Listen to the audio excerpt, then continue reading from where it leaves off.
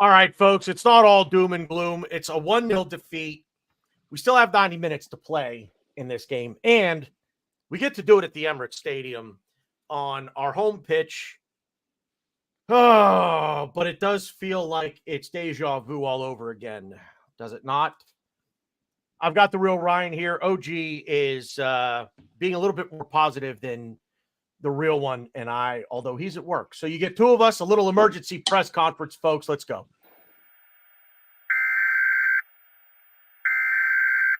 This is the emergency broadcast system. This is not a test. What up, man? How you feeling? How's it? Better than yesterday, I think.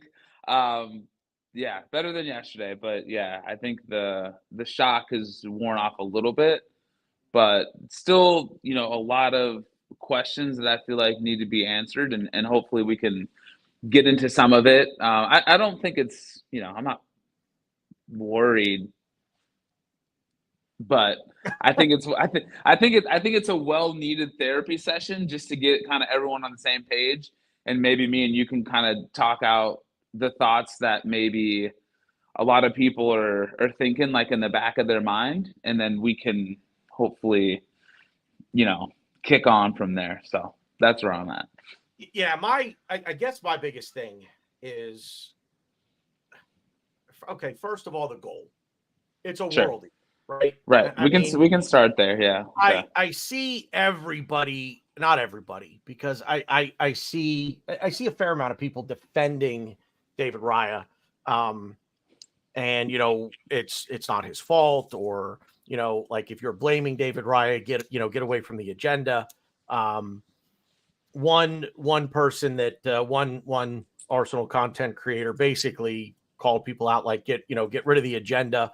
I know you're a Ramsdale fan, but this is absolutely ridiculous that you're blaming David Raya. I am an Aaron Ramsdale guy. I like Aaron Ramsdale a lot, and I still don't see a massive difference between David Raya and Aaron Ramsdale. I don't think David Raya I don't think he's lost us a game. I don't think he's won us a game. And I don't think you need to look at your goalkeeper and say, we need you to win us a game, because if that's the case, you're going to lose a lot of games. Here's my point. People that are blaming David Raya, he's not Inspector Gadget. There is no go-go gadget arms or go-go gadget legs. He wasn't getting that ball. Neither was Aaron Ramsdale. Right. Neither was Alisson Becker. Neither was Ederson. Neither was Manuel Neuer. I don't care who you think the best goalkeeper in the world is. Neither was Donnarumma. They weren't getting it. No. They just weren't getting it. It's a shot that it's a worldie, period. End of conversation. It's not the goalkeeper's fault. If you're going to blame anybody, the blame starts 30 seconds prior to him even kicking the ball. What say you? Yeah, I'm not blaming. Like, how do I put this? I didn't want to, but I watched the goal back a few times, and there's so many other people that we can dig into that made a mistake before it got to him. But if we're strictly talking about David Raya, no, it's not his fault. Yeah. Stan, that's the best. That's the best comment tweet anything I've seen. Second best. There was one really good tweet that I saw on this. Maybe Ospina would have got it too. No, but yeah. I'm not blaming. The last person I thought of was Raya when everything happened. Right. It just, and I mean, maybe this is, if we're strictly talking about the goal, worldy, just horrible time. I mean, all the bad things, but it wasn't his fault. And I'm sure we'll get into maybe who's more to blame and everything else. But to me, no, we're not talking about David Raya today at all. And the only reason why people would even bring him up is because we got Aaron Ramsdale sitting over there, right? Right. And I'm surprised the camera didn't pan over to him after it happened, but they didn't this time. So that was nice, because I was expecting them to, just to see what Ramsdale's reaction was to it. But no, it wasn't Raya's fault. But there's a lot of other things we'll get into, I'm sure, on why that happened. I mean, it. I guess let's just talk about it now. Yeah, that's Declan Rice probably should have stepped in or stepped up on Yep. Galeno shooting, taking that shot. He should have get the basketball term, get the proverbial hand up and get the hand in the face, right? At least try to obstruct his vision or say, try to step up to him and get in the shooting lane, which he didn't. Martinelli, and look, let me ask you this. Yep. Do you have a problem with trying to break on the counter there and try to get a late minute winner? Or are you of the mind that, look, we're at 94 minutes, let's just see out the draw, and we only have to go home and score a goal now? Okay. So this is the part that I've really thought about the last, I guess now almost 24 hours This is the inexperience. This is the youth. This is the wet behind the ears things that we're dealing with now, because in Martinelli's mind, it doesn't matter if it's the first minute or if it's the 94th minute, that pass is on technically. And it was, but it's a difficult pass. It's a difficult action and completion to make, regardless of when it is. But at that moment, it's no blood. It's 0-0. Let's go kick their ass at the Emirates. The risk reward is not there for me, but it was on. But it shouldn't have happened. And Declan Rice, I think, said something similar, where just saying, you just can't lose it. Yeah. And and that's, I think, what we'll all go back and I feel confident we will go through. But I don't want to look back at, well, that's the inexperience, that's the youth that burned us, because we hadn't put a ball behind them all game. So to think that we're gonna do it then to try and win the game, because it's one of those things where we know we're better. We feel like they've been doing the dark arts all game, and they've been flopping, and they've been, really muddying the game up, and the field is shit, and it's just not fair, and like we deserve to win. Like all that emotion felt like it came into like, well, here's our chance to nick it and win, when we didn't need to win. We just needed not to lose. And that's the issue for me. I think Arteta said that in his post-game press conference was, okay, if you're not going to win it, just don't lose it. I don't know if you've ever seen the show Shoresy or not. It's a spinoff of Letterkenny on Hulu. It's a hockey show. Funny, it's comedy. There's a recurring line in the TV show. It says, if you can't win, don't play. Now, I'm not saying don't play because we couldn't win, but it's kind of like when I heard the Arteta comment, that's exactly what I thought of. And not don't play like quit playing, but okay, just you've got 2 minutes left. Just see it out. Right. You've done this. This wasn't the worst. It wasn't the best outcome, but it wasn't the worst outcome either to nick the draw. And I even said going into it, my thought process was, you know what? Just get a draw. Like if you're on them and you're at them and you're down their throat and you're beating them to every 50-50 ball and you're winning every 50-50 duel, you're just, you've got them, you've got them on toast. Then go. But if not, if it's a struggle, if you get through the first half 0-0, and you kind of look at it and it's like, you know what, it's just not going to happen for us today.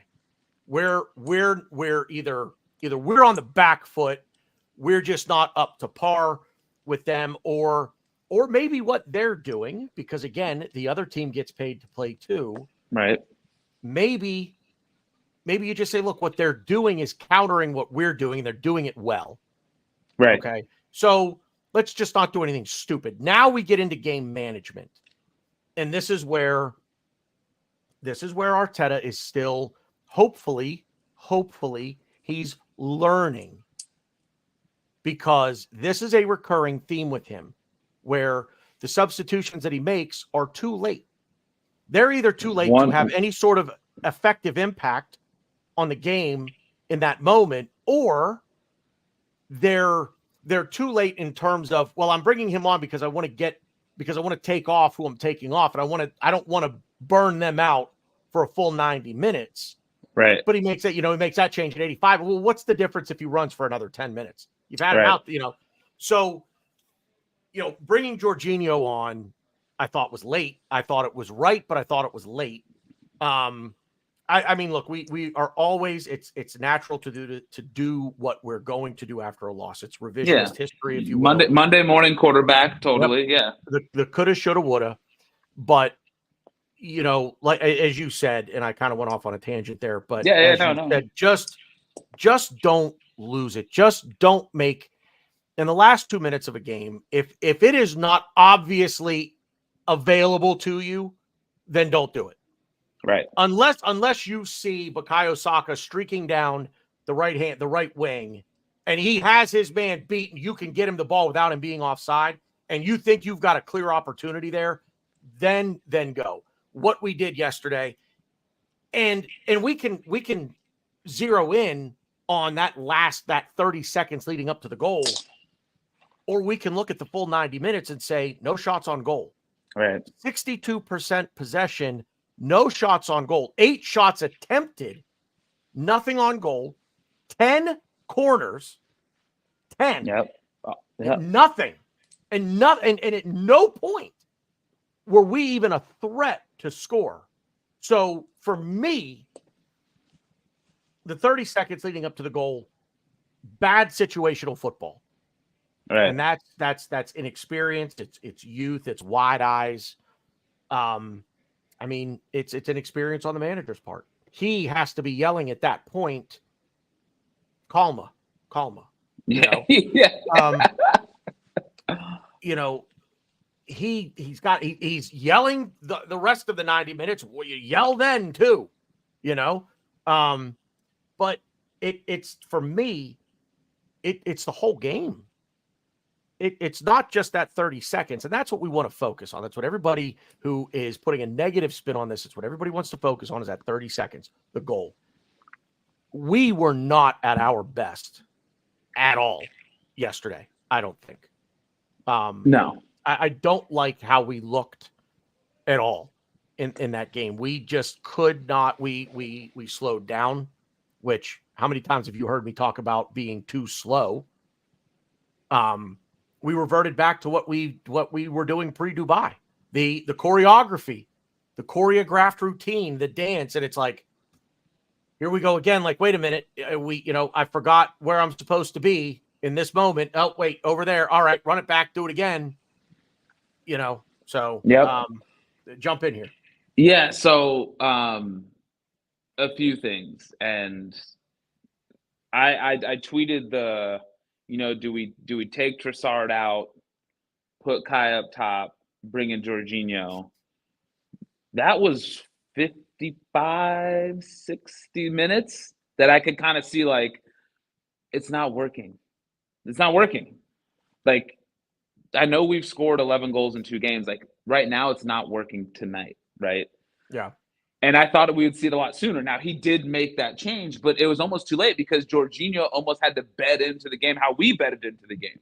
The first 10 minutes on the field, it was, and this is not him, but it's just, a little sloppy, getting used to the pitch. I've heard people say the field was horrible and whatever, but, we have to give a little bit of credit, even though I hated it, to Porto, but, like, they put out a plan and executed it perfectly. Like, I think, Clive from the Arsenal Vision, who I love, was talking about this, and they came out saying, we're not going to play Arsenal, right? Like, we know that we're not going to do that because if we let them get going, it's 4-0 and the whole thing's done. Right. So we're going to make it a moments thing. We're going to flop. We're going to do the dark arts. We're going to do all those things. And it's almost like Jim Valvano, like, you survive in advance, right? Yeah. You just don't give it away, and don't let the tie get away from you. Just stay in it. A lot of sports are like this when you're playing a team that's better than you. Just stay in it as long as you can, Yeah. and see if they get frustrated and make a mistake. And that's exactly what we did. Yep. And that's why it's frustrating, because we literally played into their hands. Yep. Even before the game started, the manager, or who was it? One of their players saying, yeah, Arsenal's good and they're one of the favorites or whatever, but we know there's weaknesses there, and they gotta show us that they're one of the favorites. Talking a little shit, getting into our head a little bit. Who knows who's watching that clip saying, okay, well, we'll see what happens tomorrow. Well, here we are the day after, sitting 1-0 down. Right. So these are the things that, if you want to be one of these teams that can go deep in this particular tournament, because we've seen it, we've been watching this for a long time. These are how these European nights go, man. We've seen so many teams be able to do stuff like this. They're low scoring, it's tight, it's tactical, and these teams that don't play us often, when you get to this stage, aren't going to just be scared because we're Arsenal and we're good in the Premier League. Especially because Porto hasn't been great in their own league. So now this is a game for them to really turn their season around and turn what they want to do into a positive. And they've completed it. So I'm giving them a lot of credit. I mean, I don't feel great now about how it all went, but these are the things we're going to have to learn. And I thought about this too. It's like, we want it so bad for this particular group, because we're good and we like the players, and we want it so bad. So these ones are hard, because now we're saying, well, we're already thinking about what happens if we go in advance, and what does that mean? And we're already starting to forecast, how the rest of the season is going to go because of this game. And yeah, it's not a great feeling, but to go back, like, those are the things that we need to fix, but that comes with experience, which we are gaining now. So I'm hopeful that, like, we will get through to the next round, and that will be a feather in our cap as we progress, or even in following years with this group, that these are how these games are going to go. And I hope that we won't be making these same mistakes moving forward. I mean, for me, so two things, and I'll focus on the return leg first. For me, it's going to be about adjustments. It's going to be, does Arteta get into their heads enough to say, and Jorginho, and you know what? There's going to be a shout for him to start that return leg, I think. Yeah. And I think it's going to be a very good shout, because while I appreciate what Declan Rice brings in terms of leadership and calm, and just, I'm getting all tongue tied here with the word that I just calm. I guess just the calming presence, just, that he can bring, because we've talked about that before, where we see Declan Rice in the midfield and it's just utter chaos, headless chickens running around. And what are we going to do? Oh my God, I don't know what to do. And there's Declan Rice when he gets the ball, and it's like the water's calm, right? Just flat water for those that, might be boaters. You know what flat water is. And that's Declan Rice. But in these moments, on this stage, and Arsenal being back here, and this is a big deal, and I don't think it can be understated how big a deal it is that Arsenal are back in this competition after 7 years. And I do believe that the vast majority of the eyes of the world were on that game yesterday, more so than Napoli. Now, obviously, Napoli supporters, Barcelona supporters, yeah. But if you're a neutral, or your team is off, already played their Champions League match, and you're watching this game, you're watching this game because it's Arsenal. Are they here? Have they arrived? And I'll tell you this. I'll just say this. Like, looking at Twitter, every Tottenham fan, every Chelsea fan, every Man United fan, everyone was watching, because they were all couldn't wait until after the game to, this is what we knew. Like, this is what happens with Arsenal. We love seeing them do this. And, so to your point, everyone was watching. Right. Totally. And, So it's a big moment, and that's where I think Jorginho, in his presence, because he is also calm on the ball, he can be that influence to just say, just everybody relax, take a deep breath, calma, off we go. And I think he should start probably the return leg. But adjustments will need to be made in game. I do not think that we let what happened yesterday dictate how we come out in the second leg at home. I think we need to come out the way that we always would against anybody. Let's try to play our game, but let's be fast. Let's possess the ball. Let's be fast. Let's make smart decisions with the ball, good passes, because our passing was atrocious yesterday. It's horrible. Awful. And I'll tell you what, sidebar, I will tell you almost any game that we play, I will tell you in the first 10 to 15 minutes if we're on it or off it. Because in the first 10 to 15 minutes in the passing, I can tell you just from watching the passing, we're either on it or we're not. And sometimes it's not even the passing, it's the receiving. Where ball's going under our feet. Yeah, it was a mess. First touch is heavy, first touch is light, first touch is non-existent, whatever the case may be. Yep. Sometimes passing, it's like you're 5 yards away from me. I don't need a fastball. I need to put a little touch on it, Yeah. Or I'm 15 yards away from you. You got to get the ball to me and not slowly roll it over so that I can take a confident first touch and it gets intercepted, off we go. First 10 to 15 minutes, usually I can tell how the game is going to go, and just watch the passing. But adjustments, in-game adjustments. I have said this. If I've said it 100 times, if I've said it once. In terms of American football, I'm just making a comparison here. The reason that I believe, as much as I really don't like him, but the reason I believe Bill Belichick is the best American football coach of all time is because he's better at one thing than almost any other coach I've ever seen in the sport, and that's situational football. In every moment, in every situation, he knows what is going on. He knows the rules. He knows what should be happening, what shouldn't be happening, and it translates to his players. And he can adjust. So again, it's always situational. And that's the one thing with Arteta where I don't think he's great. And it's the one aspect of his management, in-game management, that I think really can hurt us or hinder us, because we do seem to beat our head against the wall when what we want to do isn't working. We see a plan B. We've seen evidence of a plan B. Yesterday, there was no plan B. We couldn't get behind them. Right. We weren't really creating anything. And there was no plan B as to how to do that. So the lineup, the starting 11 is going to be very important, because I think there needs to be at least one change, maybe two. I would consider bringing ESR in. I would definitely bring Jorginho in. How are we going to do that though? Well, I guess you couldn't. Couldn't do both. Yeah, you couldn't. Yeah, do both, we can't. So and it's funny because we know he won't do that, right? Like this game is, whoever that lineup is, that's who he trusts the most.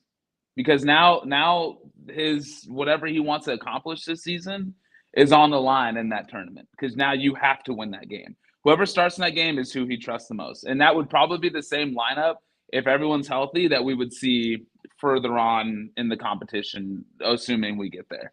I mean, I'm going to take it a step further, because I got to thinking about this yesterday too. And I was out at the pub watching the game and talking, with a few guys about things and how he doesn't trust his bench. And I think, and it's funny that I'm going to say this, I think he trusts everyone in the squad overall in training.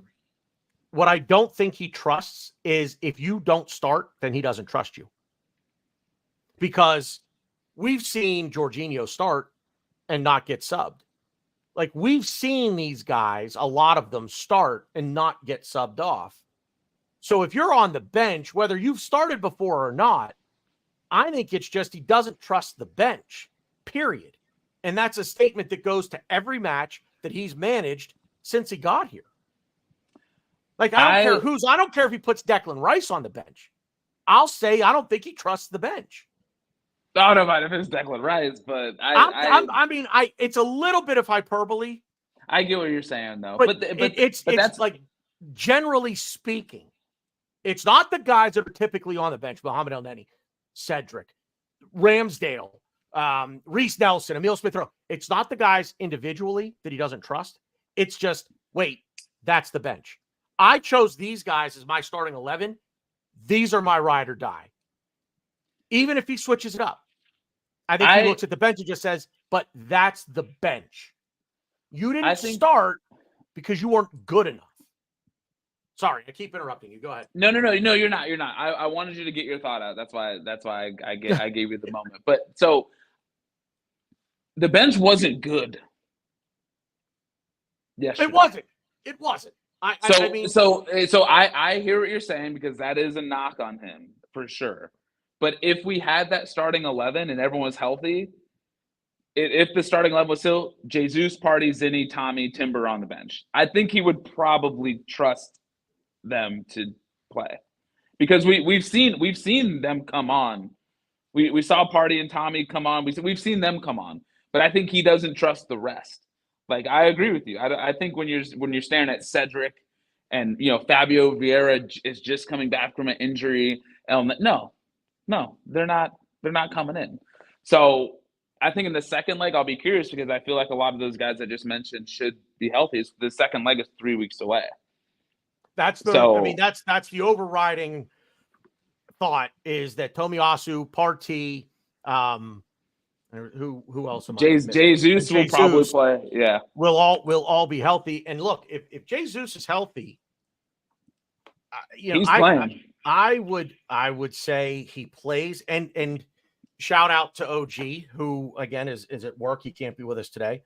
But his horses for courses thing. But there are certain players that I think perform better in international competition, and I think Jesus is one of those players. I said this earlier in the week, where I thought Kai Havertz was brought in to be a player like that, a guy that was going to be, look, you're going to play more Champions League football than you will. Well, you'll play mostly in the Champions League. You'll get your runouts in the Premier League, but that's what you're here for. Yeah. And I'm going to be honest with you, man. If I'm building a team, I'm looking at that.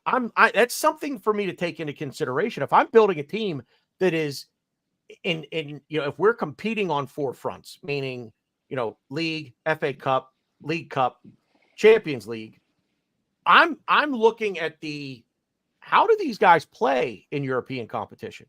If somebody's on my radar, is he a guy that I think fits more the English style, is more suited to the domestic competitions? Or is he a guy that excels in European competition? Because they're two very different styles of play. Completely different. And we're dealing with different referees too.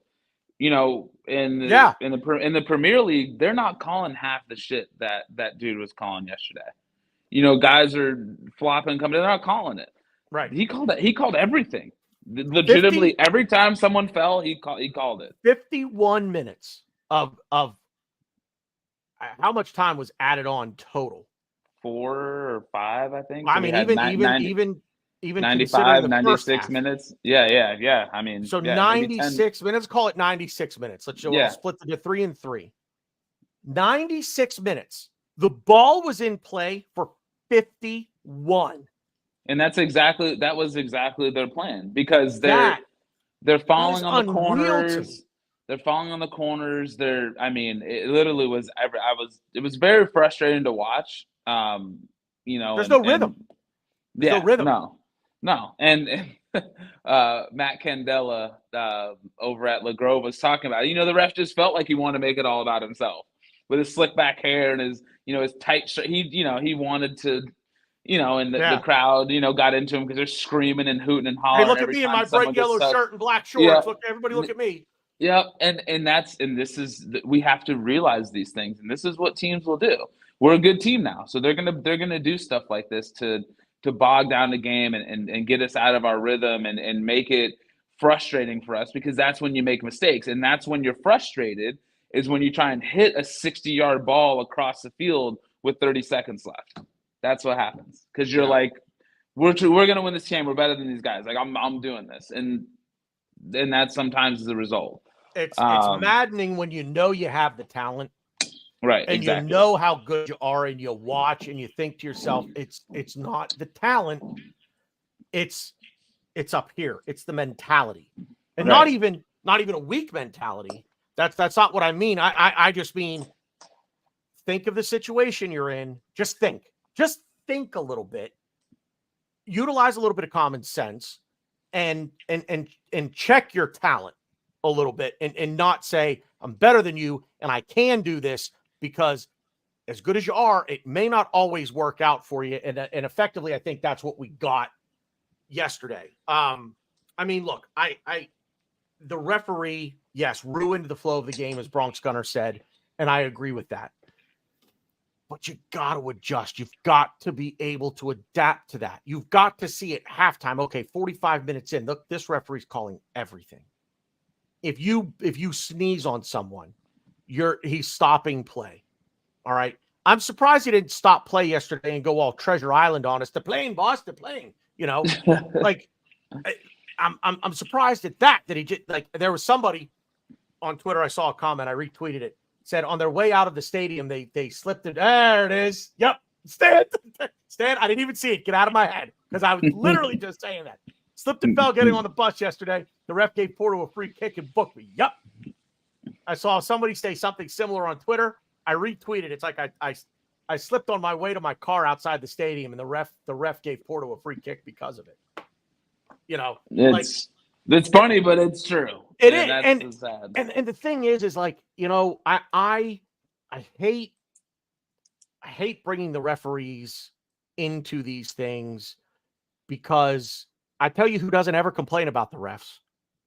Now, they probably, it's a bit twofold why they don't complain about them. Liverpool don't ever complain about the refs. Manchester City don't ever complain about the refs. Real Madrid, Barcelona. You look at the most successful European teams, and yes, the argument can be made that the refs are in their back pocket, hence why they don't complain about them. But I also choose to look at it from the standpoint of they are good enough that they overcome it. Even if the ref is having a howler of a day against, look, like City and Liverpool are playing here in a few weeks. And let's just say that ref is 100%. He lives he's got an apartment at Anfield. All right. And Manchester City are just getting jobbed the whole game. They will figure out a way to overcome it. Maybe they don't win, but they adapt to it because they're good enough, and Pep is good enough that they do that. Liverpool, the same thing. Put it the other way. Flip the script there. Liverpool will do the same thing. Go ahead. The thing is for me too is I thought the ref wasn't great, but he was consistent. Right. Yes. So and that's to your point where, well, and you just said this. We know what he's going to call. We know he's going to call the little ticky-tack stuff. So we need to make sure that we are doing X, Y, Z to make sure that we're not getting so involved or that's ruining our flow, whatever. So that's the thing that you can manage is that. Well, and in those moments, okay, look, you go up and you foul a guy. All right. You know he's going to call it. Maybe you don't get booked. I don't even remember. I don't even know how many cards he gave out. I don't think he gave out a lot of cards. Yeah, Declan Rice in the first fucking minute, which, you know. And that was I feel like was weak, was soft. It honestly, that and then the next foul, I feel like he kind of stepped back a little bit. And that's the thing. We tried to come out and blitz him. You know, we really came out there and tried to put him to bed early, and that's just not what you do in these games away from home. Is you kind of just weather the storm. Settled. You get settled in. You see what they're all about. You see what the danger is. You see how it's going to go. I feel like we came out so strong. Balls to the wall, man. Yeah, and not that that's like always a bad thing, But I would have liked us to be a little bit more measured and a little bit more like, well, let's see what's going on here before we go in. Because yeah, if Declan gets a yellow, because worst case scenario, gets a yellow, has another foul, he's looking at it like, hey, next foul, we're going to be down to 10 men, and I'm not going to be able to play in the home leg. And that would be an absolute disaster. So that changes how he's going to approach the game and how he likes to play, because he's not a guy that gets a bunch of cards. You know what I mean? He's not, right. He's not Bruno, or he doesn't do that. So I think that took him out of the game a little bit, which was frustrating because he didn't really even need to do what he did. I mean, it's another interesting thing too is we've seen this so much, and I said this on Twitter as well. Like in the EPL, you can do whatever you want in like the first 15 minutes, and no one gets a foul. I can't tell you how many times. Remember when we played Chelsea? How many times did Cucurella just clean out Bukayo Saka in the first 10, 15 minutes? Yeah. No cars, no nothing. It happens all the time. They don't start calling stuff until much later, and that's the difference. Is this guy was calling everything, and in the Premier League, they don't. They let that stuff go, or it's a common foul, and it's not. You're not getting yellow. So these are the things that I think we'll learn, and they won't be able to get away with the same shit in London. So that's the only thing where I'm not. Even at 0-0, we were going to have to score at home anyways. So we're almost in kind of the same position. We just need to score one more than they do. And the away goal isn't weighted. It's gone. Right, exactly. So it doesn't need to be 3-1 or whatever. So yeah. Right. Just kind of talking about adjustments and adapting. The referee, look, in yesterday's game, they were not a threat off of a set piece. They weren't really a threat off of a free kick. So you want to foul them. Don't make it terrible. Don't put in a terrible challenge where you're going to get carded, but tactical fouls, right? And if they're going to do it to us, run through it. Keep going. If you fall, get up. Don't writhe on the ground. We know you're not hurt. We know it stings. But you didn't get shot. Get up and go. And if the referee is still going to blow the whistle, okay. But don't lay on the ground. Don't writhe on the ground like you just got shot. Get up and go and see if he blows his whistle. See if you can't force his hand, just like when you're trying to get the free kick and you get fouled and you go down. And what do? You reach out and you grab the ball. Right. You reach out, you just grab the ball, and you yourself just stop play. Like, nope, I've got the ball. Whether you give me the free kick or not, I've stopped play. That's what I want to do. Right, it's done. Right, it's done. So if there, and look, there's no guarantee. And OG said this in a text message. The same thing will not happen at the Emirates, what happened yesterday. Although it could. It very well could. There is absolutely no reason to think that it won't. Perhaps the law of averages.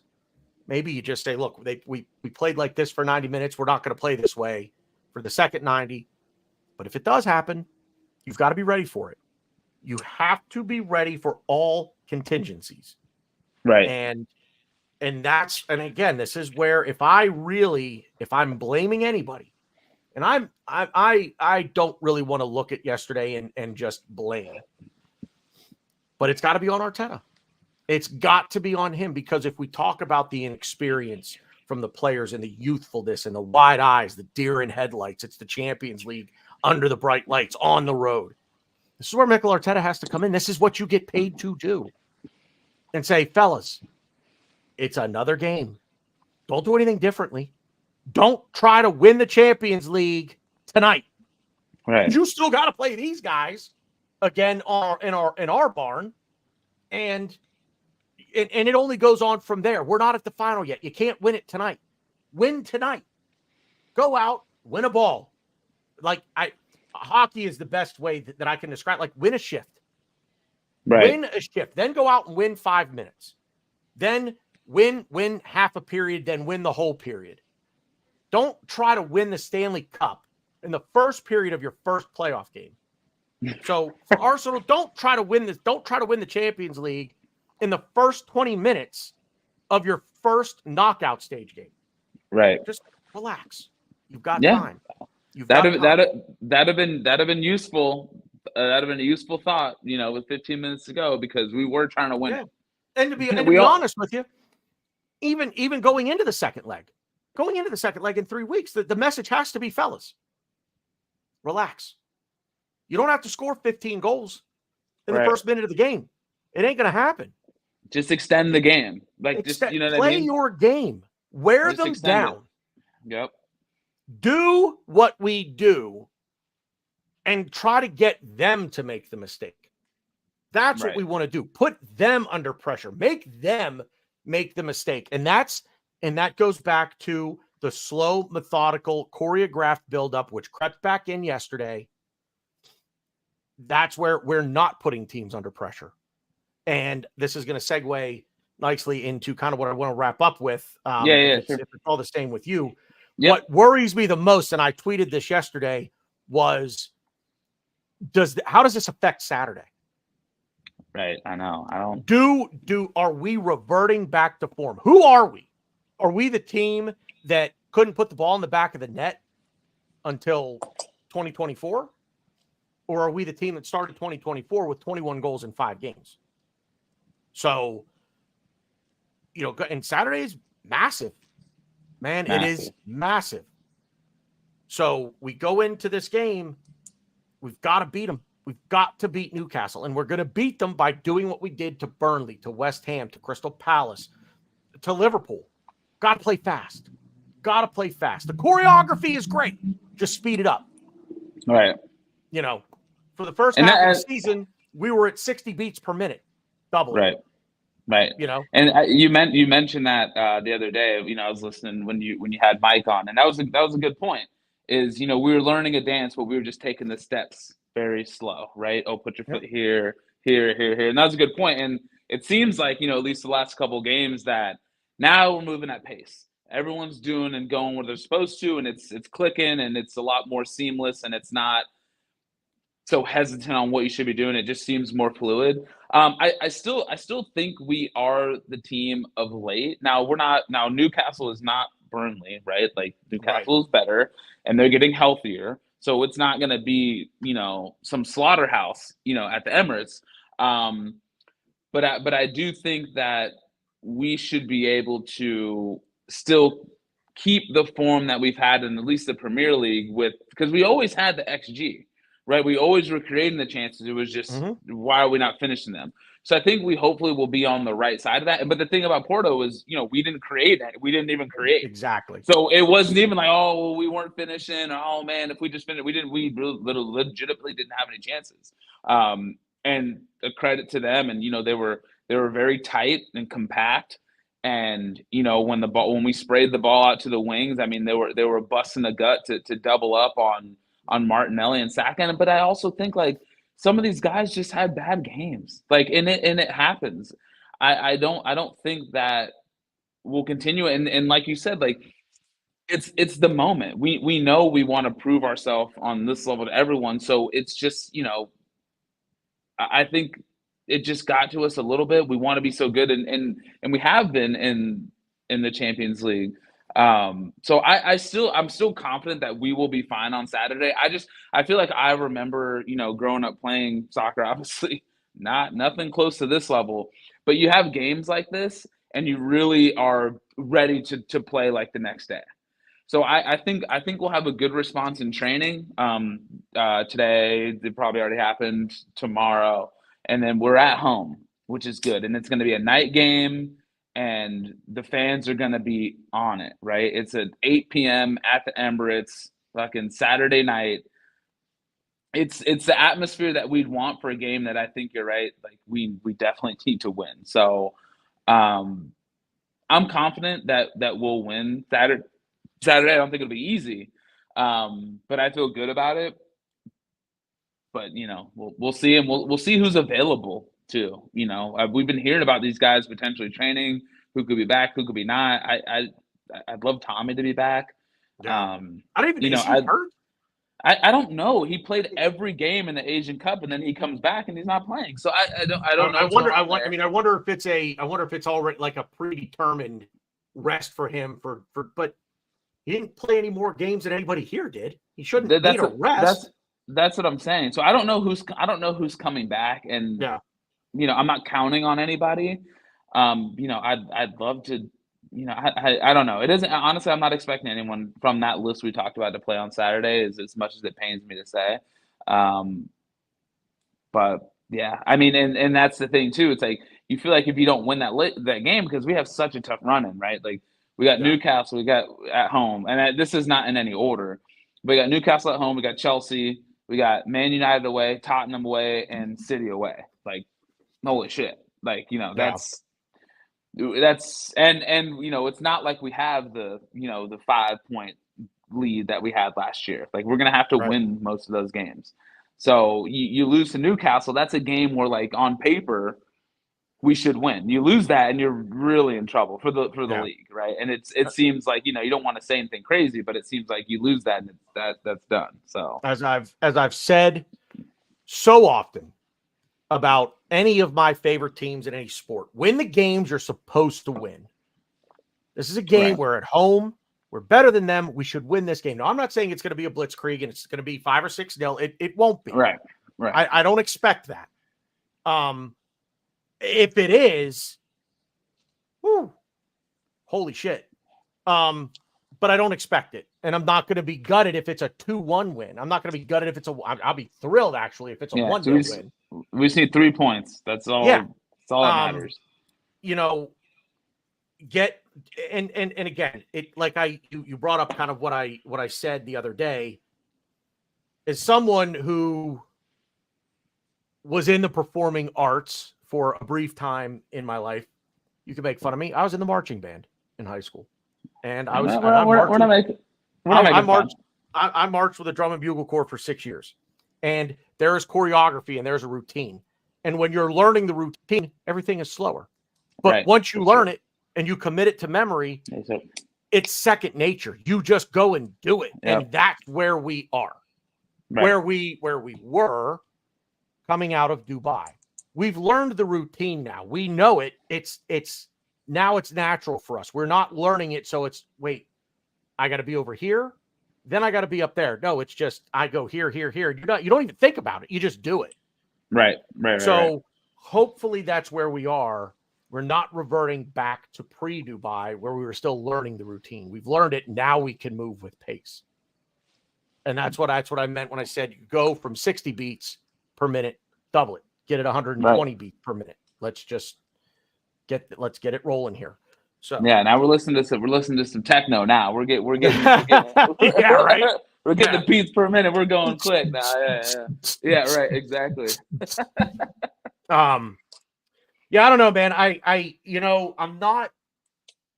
I'm not. Well, here's a question. I'm not the host or anything, but let's we'll do Newcastle and we'll do the second leg. Like on a scale of 1 to 10, how nervous are you on either of those games? Well, obviously for advancing against Porto, like okay, and then how do we feel after a game that was an absolute gut punch yesterday? To how confident are you feeling that we'll kick on Saturday? So I got a caveat Saturday with this. Unfortunately I work at 3:00, and I won't get to watch the game live. So I'm caught between, do I just look at my phone and get see what everybody's saying and get the updates, or do I go airplane mode till I get home, which I really can't do. I do have to have my phone on. Or do I just kind of go radio silent and just not look at any social media or any of the alerts on my phone other than, a text message or something about, my oldest dog or something, do I ignore it and come home and watch the replay, which I don't even know that I can watch the replay when I get home from work at 9:00, 9:30, because I don't know if it'll be available. Right. Yeah. They might not have the replay up yet. So I don't know. I don't know that I can hold out until Sunday afternoon without seeing anything at all. How nervous am I? I'll be more nervous because I'm not going to watch the game live. Yeah. So I'm yeah, going to yeah. be thinking about it. It's like, Yep. the thought of death is worse than death. The anticipation of death is worse than death itself. So the anticipation getting into the game is going to be worse than the stress of actually watching the game itself. Right. Nerves. I will tell you this, that just based on the finality, if we lose to Porto in the second leg, I will be more nervous for that game. Yeah. I'm talking like, that's another 3:00 start. I will probably shit my guts out twice the night before and 3 or 4 times, in the morning and early afternoon before the game starts. So I probably won't be at that point with Newcastle. I don't think but again, I said before, 10, 15 minutes, first 10, 15 minutes. How do we look? Are we passing is our passing crisp? Are we receiving the ball well?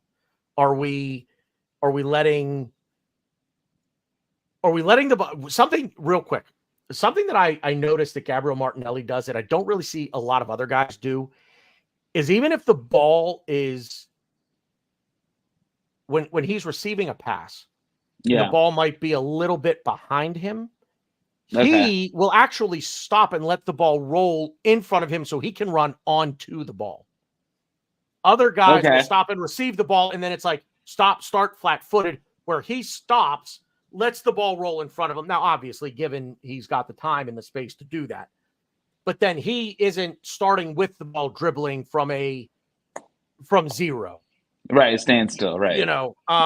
But receiving the ball, how do we look there? First touches, are we heavy? Are we nervous? And I think that's part of it. I think nerves play into things like that, especially at the very beginning. How are our passes accurate? Are we putting the ball into a space where the receiver can run onto the ball? Because I think that's important. If we're progressing the ball, if it's a lateral or backward pass, then obviously you're not. You can still let a guy run onto the ball, but it's different. You know what I mean? Yeah, completely. But overall, I would say for Newcastle, probably a 6.5. If I had to put it on a scale of 1 to 10, I'd give it a 6.5. My nerves. Given the potential finality of Porto, I'll be infinitely more nervous for that. Yeah. Even if going into that match. So let's see. I'm going to try to do this off the top of my head. Newcastle at Sheffield United, and then Brentford at home. So we go. That sounds right. Yeah. Home, away, home. That Sheffield match is a Monday afternoon, by the way, or Monday night. If you're over there, it's an 8 p.m. kickoff. So Saturday at home to Newcastle. The following Monday, March the 4th, at Sheffield United on a Monday. Come back for Brentford. I believe that's Saturday at home, and then Porto at home midweek on a Tuesday. Not a Wednesday. Okay. Not a Wednesday. I believe it's a Tuesday. But I also think that okay, look, is this a bump in the road, or are we reverting back to what we were? So hopefully bump in the road. We pick up where we left off at Burnley in the league, create some more momentum through the next 3 games, which should all be wins. Let's face it. Yeah. And then we go into Porto at home. And that stadium is healthy, and that is momentum, right? Even that should bring us some good positive energy to have almost at that point a full complement of the players that we want to start, right? Yep. So hopefully we're building momentum into that. The stadium should just be electric for that, for the second leg, for the home leg. And if it's not, then we've got a lot of nervy people sitting on their hands, already 1 foot out the gate, if you will, if things go wrong. Just expecting the worst already, and just, I don't know. I don't see that, but I will be, if I had to put a number on it right now, probably an 8.5. Yeah, that's for Porto. I'm with you on both. I think a lot of people will think that we're so down that we're not going to put in a performance on Saturday. I'm actually the opposite. I think we owe Newcastle one for what Yeah, happened for sure. at their gaff, whatever, a couple months ago. I think Isaac's going to play, so they'll be a little bit more healthy than they have been. But I think we'll have a performance on Saturday. I'm with you on the 8.5, just because you can't go out here to Porto. You just can't. We're too No. good. We're too good to be losing to Yeah. Porto right now. If we get knocked out by Real Madrid or City, I can cope with that. I wouldn't love it, obviously, but I get that. We were like 5-1 favorites before this game started. We cannot go into Porto No. here. Like there's such a different level in class, and it can happen. I'm not saying it can't, but like I don't see it, and I think we watch a lot of American sports, and I think me and you probably think of the same. Like when you see like a championship run, there's always a tight game that you're better than the Sure. team, but they take you to the absolute brink and you pull it out and you win. I feel like every championship team has had a game on the schedule or down the stretch where they should have won or whatever, but they just had a game that they had to just gut it out. And this one's over two legs, but this one could be the one where we're better than Porto. We're getting used to playing them, and the away leg was sketchy, but we'll gut it out and get through is how I feel it should go down, and hopefully we'll go down. Well, and that's Jim Valvano, Coach V, Jimmy Yep. V. You said survive in advance, man. And look, we are good enough that we should be able to score a goal. We're good enough we should be able to score 2, Yes. especially at home. Yes. So go do it. Exactly. Don't think about it too much. Just go do it, And Yep. and if it's not working, if what we want to do, if it's not working, and again, I think they did what they wanted to do yesterday, and they did it better. They did what they wanted to do better than we did what we wanted to do. Yes. So it's just give them credit. They wanted to slow things down. They wanted to disrupt everything, and they got a referee that allowed them to do it, and they did it. So, we'll see what happens in 3 weeks. There will be a lot of talk between now and then. Obviously, there will be a lot of talk here on this channel. Yep. But now focus shifts back to the league. Focus now is Newcastle, and like I said, I tweeted out yesterday that my biggest fear is that we're reverting back to pre-Dubai form. All the possession, corners, doing everything leading up to scoring the goal right, and just can't put the ball in the net. Too many, whether it be a blocked shot, a wide shot, a bad angle, or we just can't break it down. We can get to the final third, and then it's just like, now we don't know what to do. There's a roadblock. I think, and look, I think Newcastle are probably going to take that approach to it. I think they're going to approach it the same way they did at St. James's Park. But I agree with you. But what does a point do for them? Like what do they want to do? Are they going to try and get into the top 4? Like, what does a point at this stage do for them? Well, I feel like they should be trying to go getting a draw or trying to nick a win, like that isn't. If they nick the win, obviously that's great, it's 3 points. But like, what are their ambitions? You know what I mean? Like, I could see why they always want to be tight, and hey, if we can get away with the draw, it's good. It's like, is that really what we're going for? Is that what their goal is? So they are 10 points off of 5th place right now. They are in 8th, and they're 10 points off 5th. They're 1 point out of 7th, but they're 7 points off 6th. So what does the point do for them? Honestly, not much. I don't think they qualify for Europe. And I only say that because I think with what they're doing with their project and who their owners are, maybe Arsenal's not the game to get 3 points, but they need to be trying to win these games. Breaking news. Uh-oh. Stan, are you getting married? What? And congratulations. And yes, I just stay home, watch the game, tell her to marry someone else. I Absolutely. believe in that wholeheartedly. Absolutely. Well, Why on earth would she be trying to do things when I mean, look, you have priorities and you have priorities, right? right. So, You can get another wife. There's only priorities, one right? arsenal. Right. Yeah. You can. Yeah. She can find another husband. You can, if you really if you really want a wife, I'm sure, sorry. Yeah, you can If get another. you're You can get another one. in all seriousness, Stan, congratulations. I had no idea. All the best to both of you. And that, hey, if you need somebody to perform the ceremony, I'm ordained and I'm kind of funny and clever. Yeah. All right. Yeah. Congratulations. That's awesome.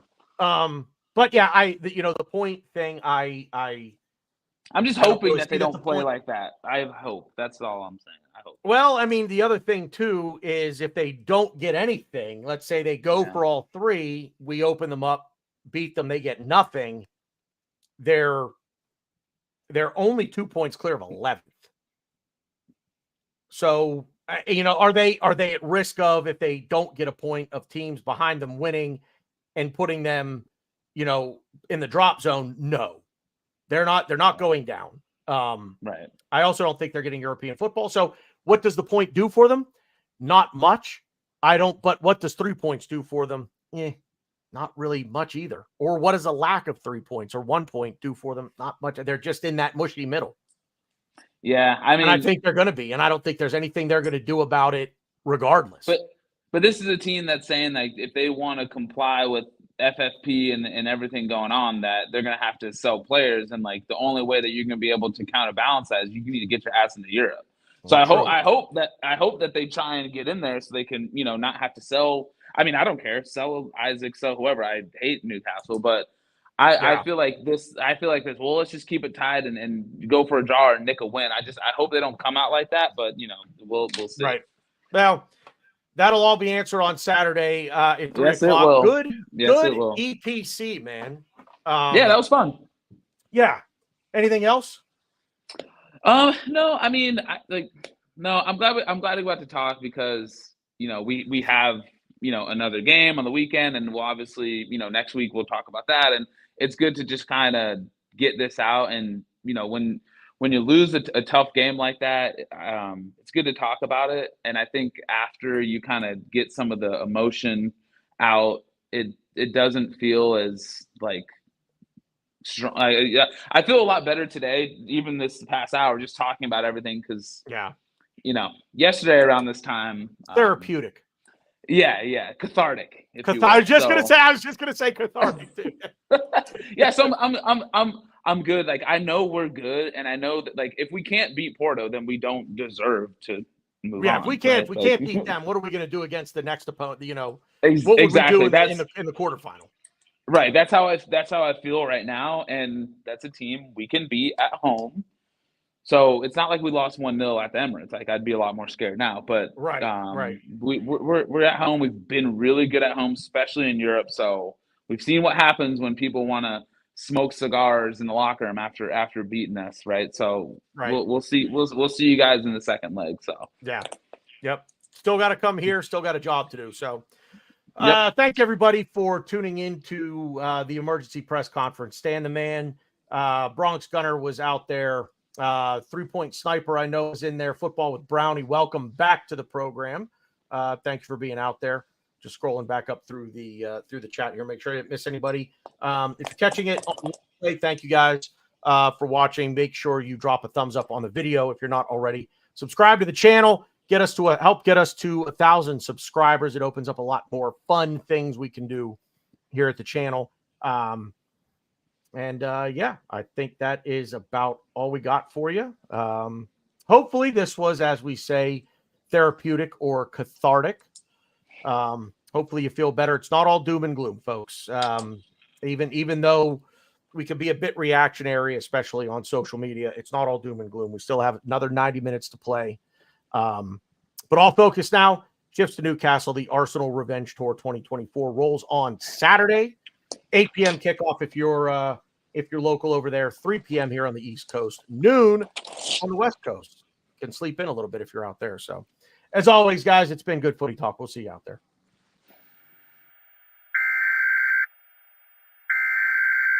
This is the emergency broadcast system. This is not